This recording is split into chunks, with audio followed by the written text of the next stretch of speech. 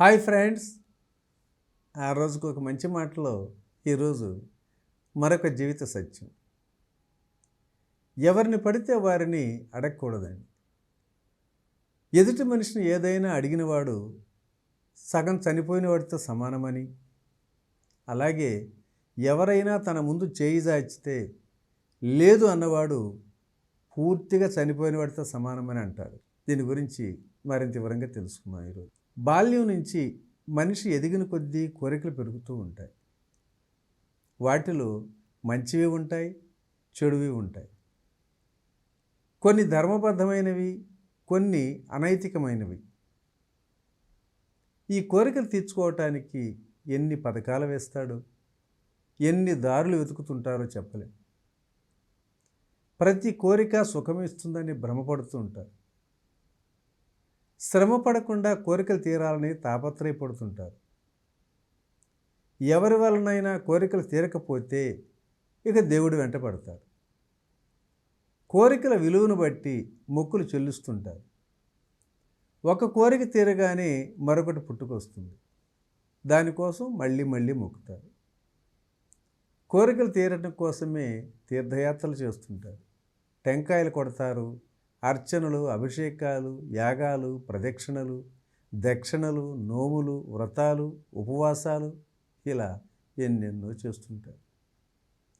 కోరికల్లో ఏ ఒక్కటి తీరకపోయినా విపరీతమైనటువంటి ఆవేదన, అశాంతి, దుఃఖం, దిగులు వీటితో నిరంతరం మునిగిపోతూనే ఉంటారు. ధార్మిక నిష్ఠతో కూడినటువంటి మన కోరికలు తీర్చేవాడు ఆ సర్వాంతర్యామి ఒక్కడే. మరి అది తెలిసి కూడా స్వామిని కోరికలు తీర్చమని వేడుకోవటం ఎంత అవివేకం అండి. మనకు యోగం ఉంటే భగవత్ కృపా ప్రసాదం లభిస్తుంది. దేని వలన చెడిపోతామో అది దేవుడు ఇవ్వడు. బుద్ధి చాంచల్యం కలిగినప్పుడు వినాశకాలం దాపురించినట్లే ప్రారంధ దుఃఖాలు అనుభవిస్తున్నప్పుడు మరి ఆ దేవుడిని నిందించిన ప్రయోజనం ఏమిటండి? జ్ఞాని అయినవాడు తామరాక మీద నీటి బొట్టులా వ్యవహరిస్తుంటాడు. సుఖాలకు పొంగిపోడు, దుఃఖాలకు కుంగిపోడు. సంతృప్తితో జీవిస్తున్న వాడికి కోరికలు కలగనే కలగవు. సాటి మనిషినే కాదు, ఆ పరమాత్మను కూడా ఏమీ అడగడు. భగవన్నామ స్మరణ తన ధర్మం అనుకుంటుంది. భక్తి బాంధవ్యమే తన జీవన కావ్యంగా భావిస్తుంటాడు. దైవ సన్నిధే తనకున్న పెన్నిధి అని ఆనందిస్తుంటాడు. భగవద్భజనకు తావులేని మోక్షం నాకెందుకు స్వామి అని అడిగిన రామదాసు భక్తి ఆ పారవస్యానికి భాష్యం చెప్పగలమా? అది నిష్కామ భక్తి, ఆనందాస్త్రులతో తడిసినటువంటి భక్తి. అది అడగకుండానే అమ్మ అన్నం పెడుతుంది.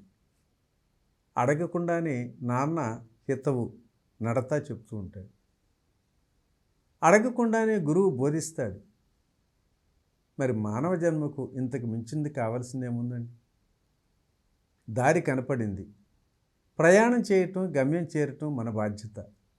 లక్ష్యం అందుకోవటం మన చేతిలో పని, మన కృషి మీద ఆధారపడి ఉంది. మరి ఇంకా ఏమిటైనా ఎవరినూ అడగటం ఏమిటండి? ఇది అజ్ఞానం కాదంటారా? ఇది అజ్ఞానం, అలసత్వం, అవివేకమే. ఎవరిని ఏమీ అడగవద్దు. అందులోనూ ఆ అంతర్యామిని ఏ ఒక్కటి అడగకూడదు. మనకు అందదగింది అందుతుంది, అందకూడనిది అందనే అందదు.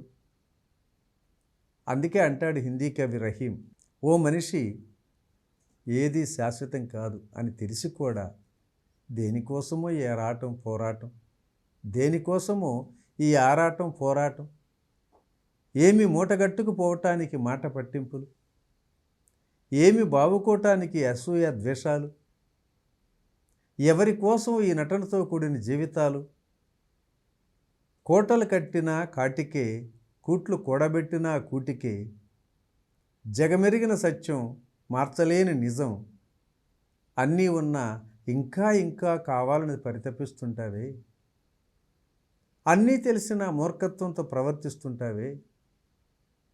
జీవితం ముగిసిపోయే సమయానికి సత్ప్రవర్తనతో రోధిస్తుంటారు. అందరూ చేరేది ఆ భూమాత ఒడిలోకేనని అందరూ ఐక్యమయ్యేది ఆ పరమాత్మునిలోనికేనని. ఓకే ఫ్రెండ్స్, మరి ఈనాటి మంచి మాట ఇంతటితో ముగించుకుందాం.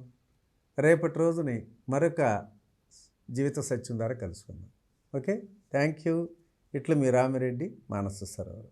ఉన్న స్థితి నుంచి ఉన్నత స్థితికి తీసుకువెళ్లే మార్గాన్ని సూచించే అద్భుతమైన కార్యక్రమాలను అందిస్తున్న PMC ఛానల్ కు మీ వంతు సహకారాన్ని అందించండి. The PMC trust. Google pay, phone pay number 8977009932.